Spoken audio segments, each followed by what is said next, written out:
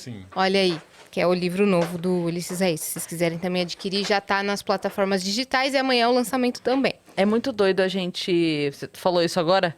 Eu tava pensando na história, é muito doido, porque a gente vai se envolvendo na história, e sabendo detalhes e tal. E às vezes eu fico fazendo isso que eu tava, tipo assim, meio que advogada do diabo, e aí o nome, e vai isso aqui e tal. Porque a gente vai conhecendo detalhes dos lados, eu imagino a tua cabeça como é que não fica, né? Conhecendo um lado, o outro. Não, tu assim, o leigo, ele conhece só o crime. A mídia, o jornal, a internet, os sites de notícia, eles mostram o factual e é o que choca, né? O crime, ele choca. Você, nossa, matou, esquartejou. Isso. Tu fica, e o choque, ele te deixa cega, surda e muda. É um estado de impacto ali. Fica muito superficial, né?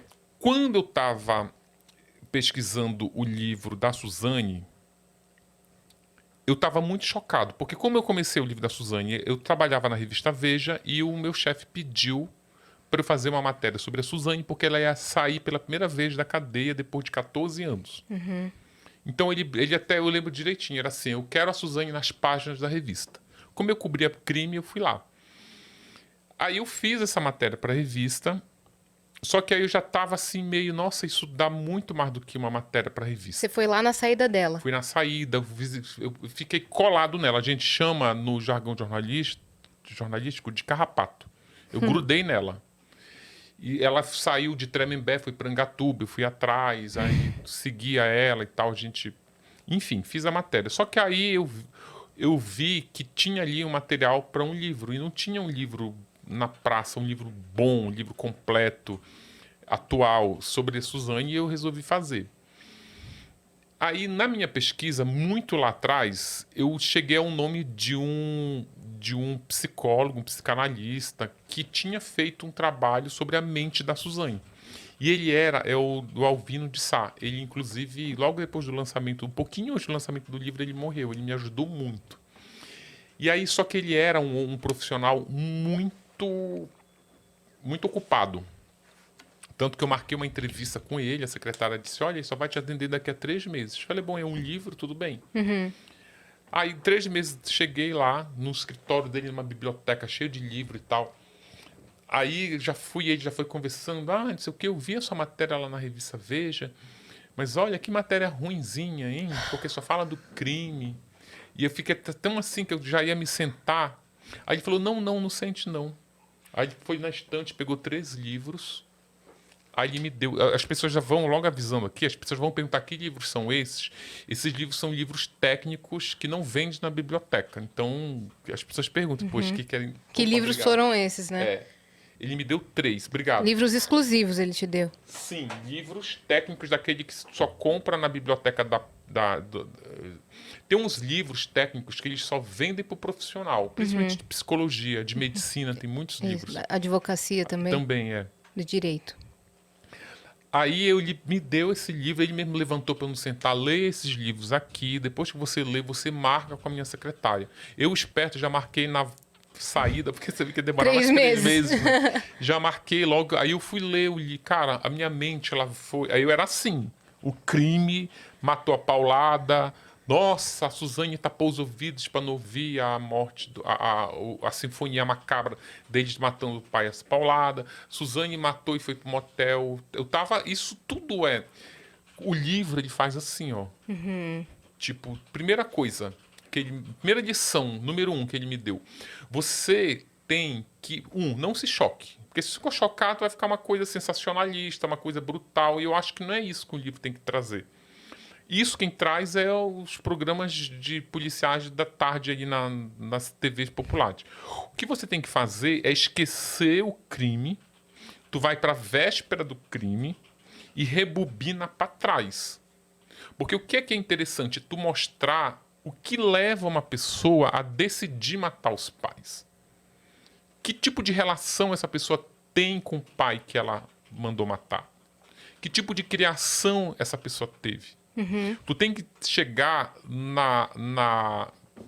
tu tem que chegar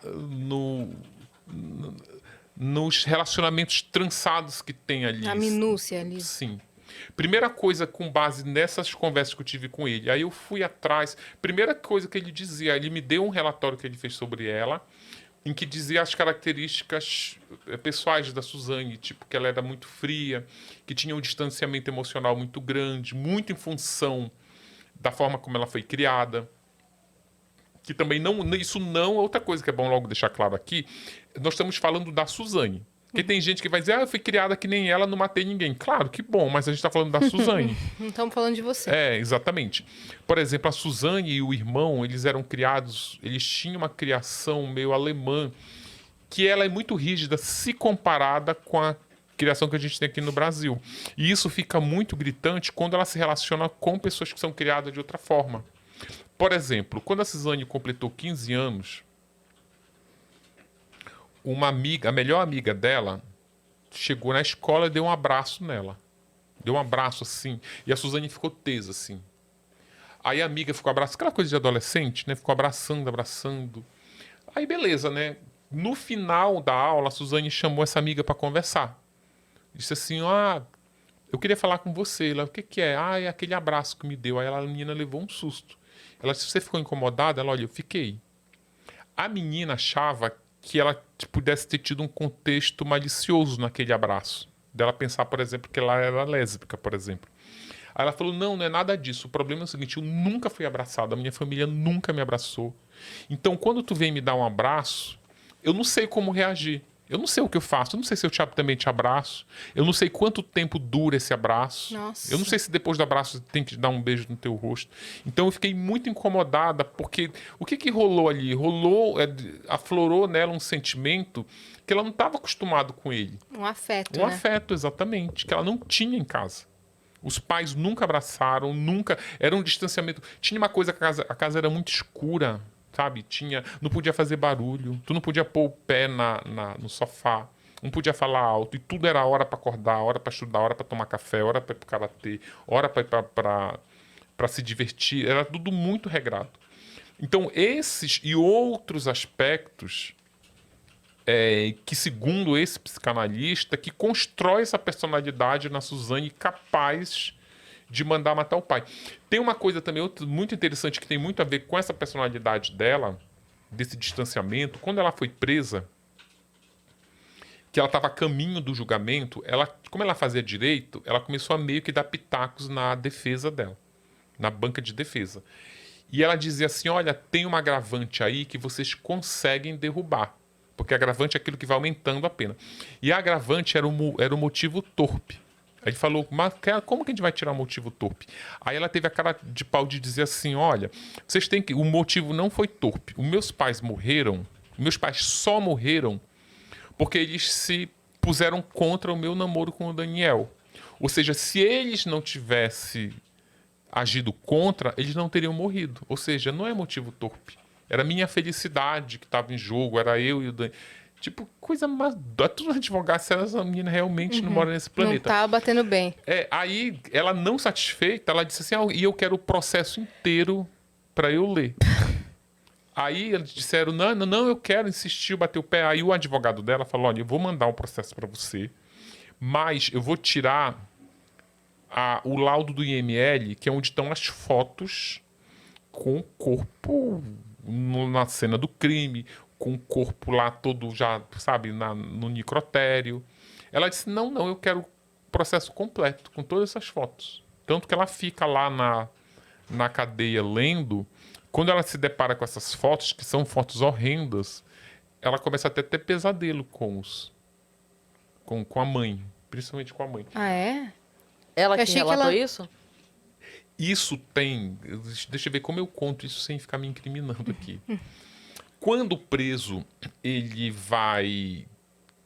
Em São Paulo, quando um criminoso ele matou membros da própria família de forma muito violenta, quando ele já cumpriu bastante tempo da pena, que ele começa a pleitear regimes mais brandos, ou seja, as saidinhas, Sim. ela vai poder passar 5 dias fora da cadeia, esses criminosos acabam voltando para o seio familiar, de uma família do qual ela matou alguém ali.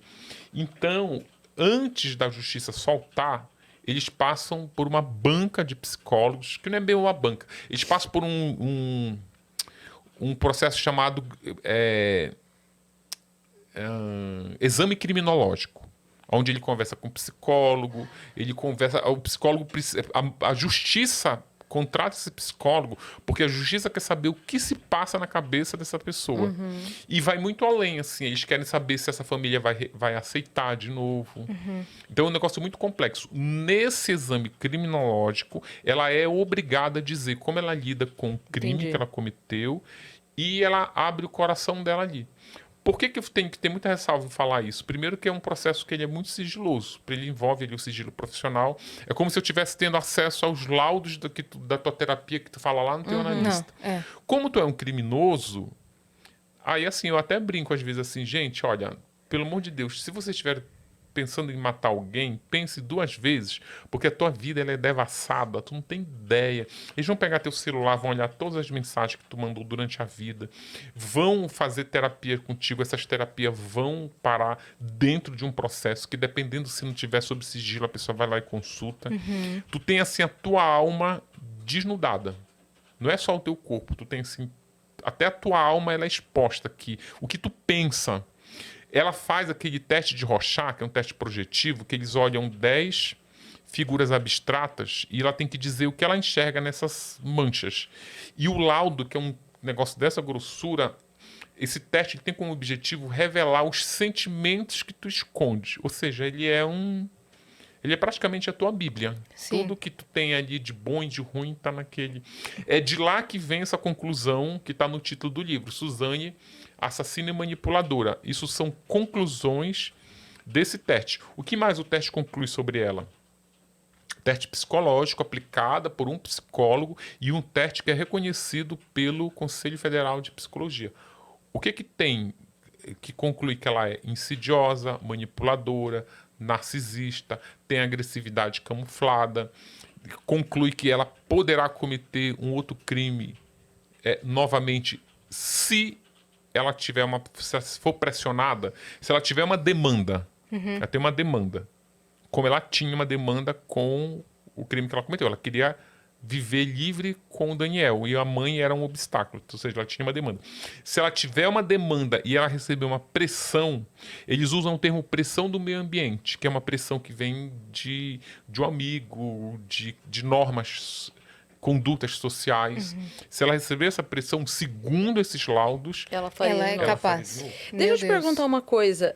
A gente conversou aqui com a doutora Ana Beatriz, a gente falou da Suzane, falamos com o Salada, que foi o perito que Perito. chegou lá e tal.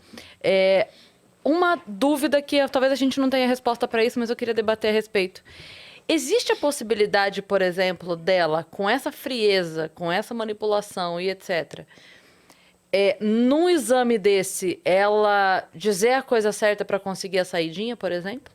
Ela saber o que dizer, mesmo que Olha, não seja o que não. ela sente? Sim e não. Eu vou te falar, é assim, ó.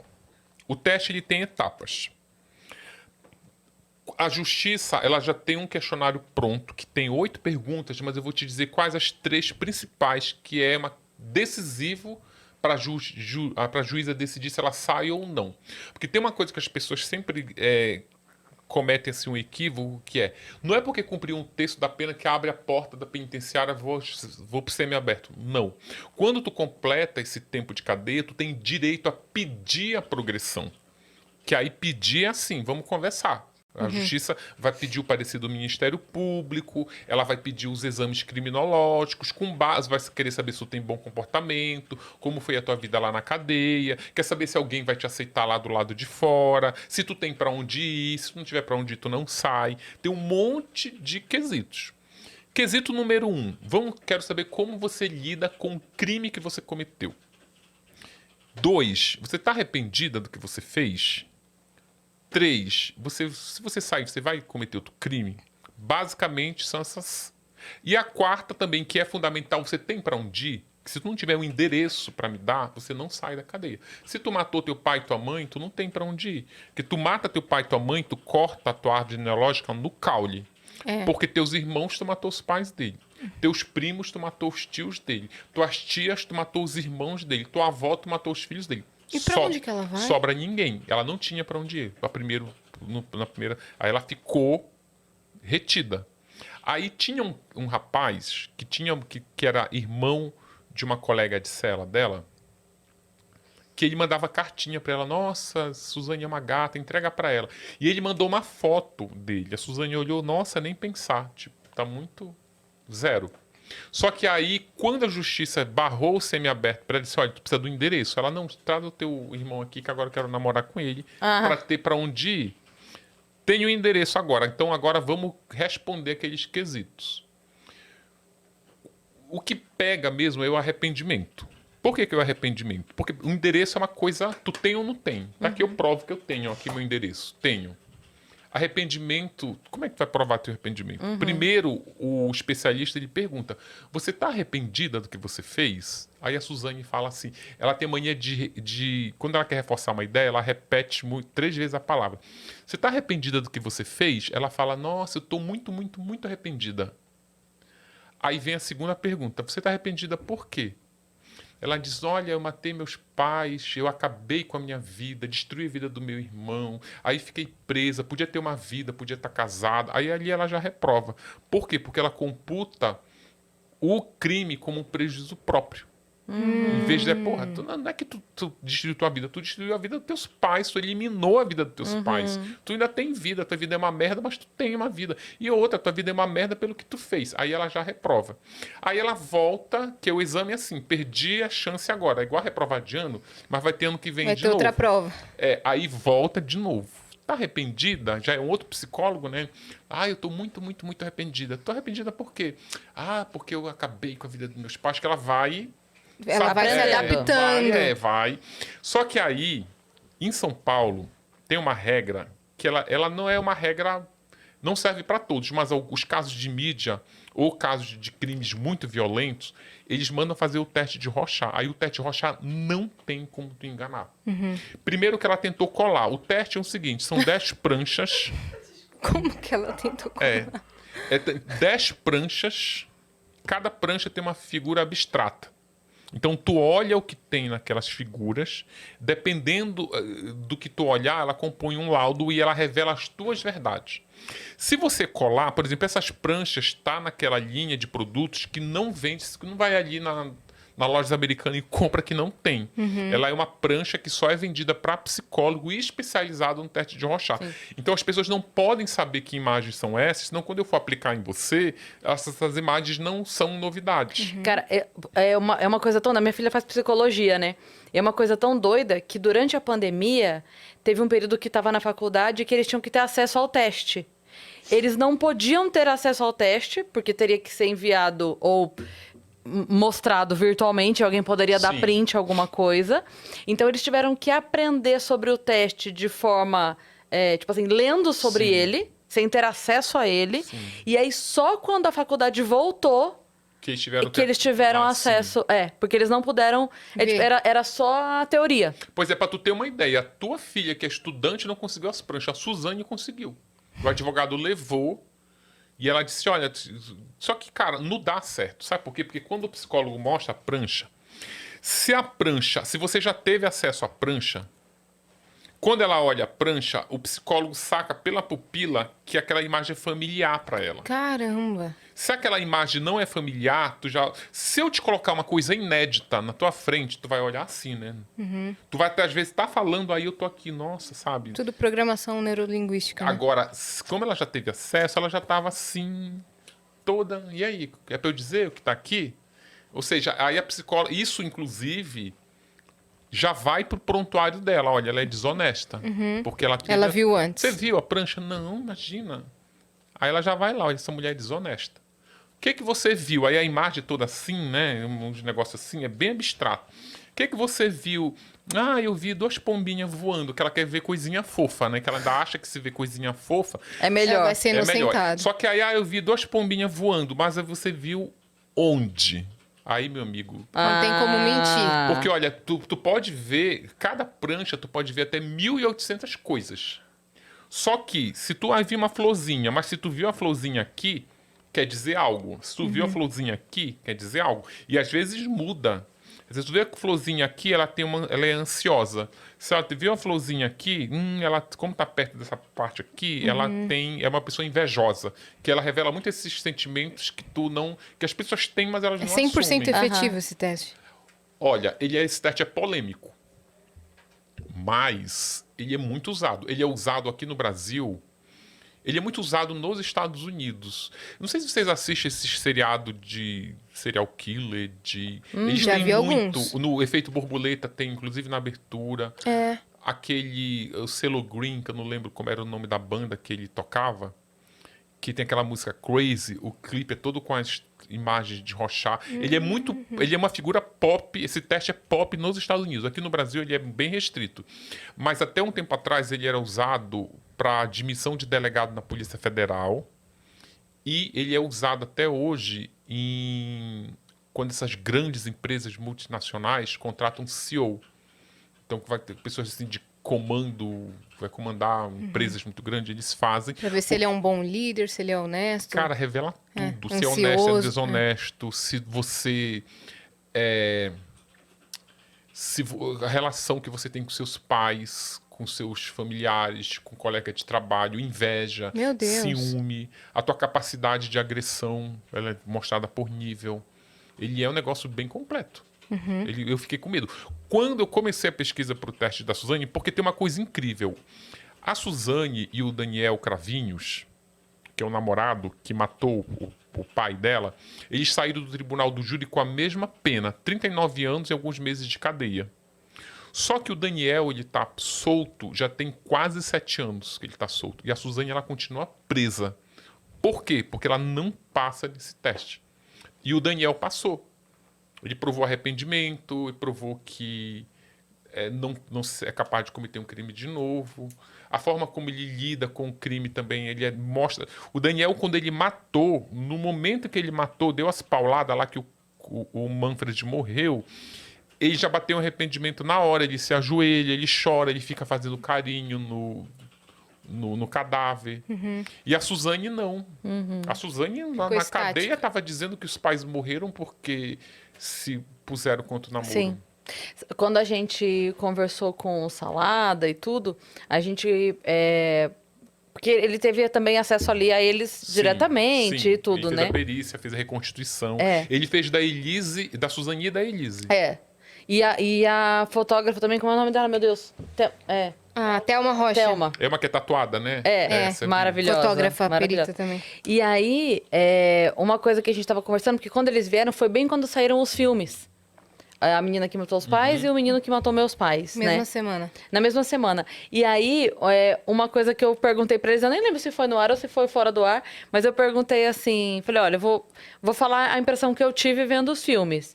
Eu sei que um filme é baseado em toda a versão dela e o outro é baseado em toda a versão dele. E, obviamente, cada versão vai puxar a sardinha pro seu Sim. lado, obviamente. Mas eu, assistindo, eu acho que tem ali uns 70%, 80% pendendo pra ser mais verdade a história dele. E aí Olha, eu não sei se foi no Flow ou no outro podcast que eu fui. Cara, na época... Eu acho uma bobagem 2 filmes. Porque, olha só, tem uma versão dele e uma versão dela. Mas se você tem... Os 3 são réus confessos. E quando eles resolvem confessar, para eles terem o benefício da confissão, que não é só confessar, é tu ajudar na investigação, dizer quem fez o quê, tipo, adiantar o trabalho da polícia, que não vai perder tempo investigando, já conta logo tudo, matei, limpei o sangue, fiz isso, fiz aquilo, né? Não tem versão. Mas é que o filme foi pra isso mesmo, né? Não, o filme... Foi pra conflitar. O filme, não, a ideia ali... O filme, ele divide...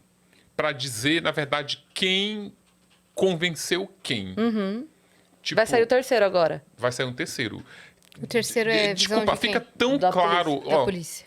vê se não é claro para você. Vamos pegar os 3... já que é filme, vamos falar de dramaturgia aqui. Nós temos 3 personagens. A Suzane, o Daniel, que é namorado dela, e o Christian, que é o cunhado.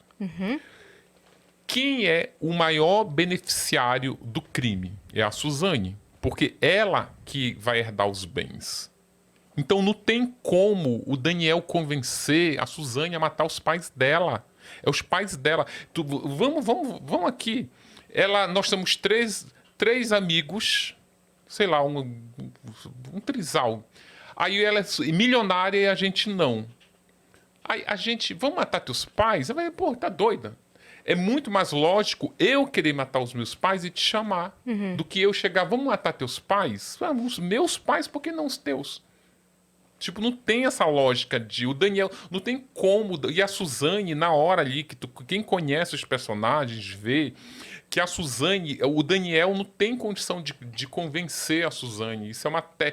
Sabe qual é o erro desses filmes, pra mim? É que ele é feito com base nos autos do processo. Eles não têm pesquisa nenhuma, é autos do processo. Autos do processo é tese de advogado. Na hora que eu vou advogar para você criminosa, eu vou criar uma tese aqui, criar uma tese que vai fazer com que tu tenha uma pena um pouquinho menor. Aí eu vou inventar aqui a história da carochinha, que eles inventaram lá que a Suzane era molestada pelo pai, tese de defesa. Tanto que diz, olha, se você se vitimizar e criminalizar o seu pai, em vez de você pegar 39 anos, você pode pegar 25. Você topa? É nisso que vai. Só que aí na tese da defesa fica em cima de um base de argumento fraco. A Suzane e o Daniel Cravinhos, isso é relato de policiais. Na hora que a Suzane estava na cadeia, na delegacia, prestes a confessar o crime, porque quem confessa primeiro é o Christian. Os dois confessam porque não tem mais. Se o outro já confessou, agora eu vou ficar aqui lutando contra a parede, vou confessar para pegar a esteira dos benefícios, que eles prometem benefícios. A Suzane, na hora lá, que o Daniel ele era muito instável emocionalmente. O Daniel já começa a se tremer, começa a chorar. Ela vai pro Daniel e diz o seguinte, olha, deita aqui, faz um carinho nele. Ah, mozinho, já que a gente vai confessar tudo, vamos confessar direito, porque eu não fiz nada, né? Eu não fiz nada, não matei ninguém. O Daniel levanta assim, tipo... E ela ainda tenta incutir nele a seguinte tese, olha, é melhor tu confessar e me tirar dessa, que se você for preso, eu te visito todo final de semana na cadeia. Se nós dois formos presos, a gente não vai poder se ver. Isso é policial, não tá. Os policiais relatam isso, que eles ficaram chocados a forma como isso foi negociado. Como é que se tu testemunha uma cena dessa, tu vem me dizer que o Daniel poderia ter convencido ela a matar alguém? Tem como.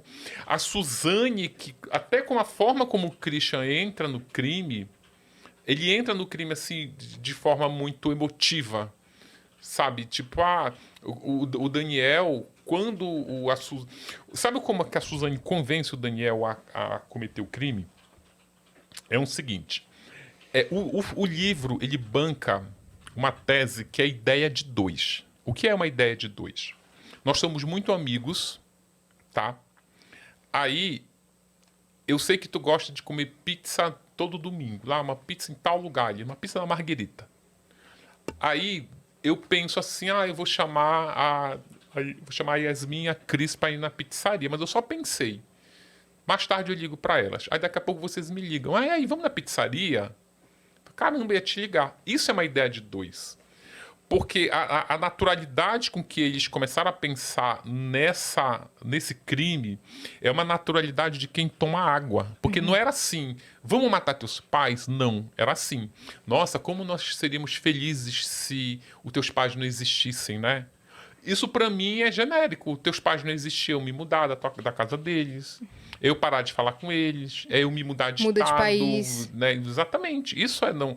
Só que aí eles vão elaborando essa ideia de forma até poética. Que aí tem uma hora que eles viajam, que aí passa o avião e eles dizem, e se teus pais estivessem nesse avião? Que legal. E se esse avião explodisse? Olha como nossa vida ia ficar boa. Só que aí depois... Essa cena, inclusive, no filme, eles dão essa fala pra cada um.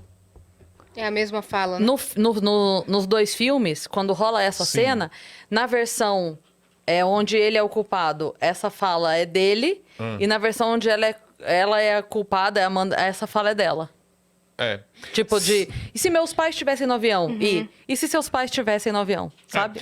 Olha, a tese de dois filmes seria derrubada se eles tivessem tido acesso ao... Que existem dois processos. Existe um processo penal, que é o processo que condena os criminosos. Esse eles foi baseado num filme que é onde estão as teses dos advogados para tentar reduzir a pena deles.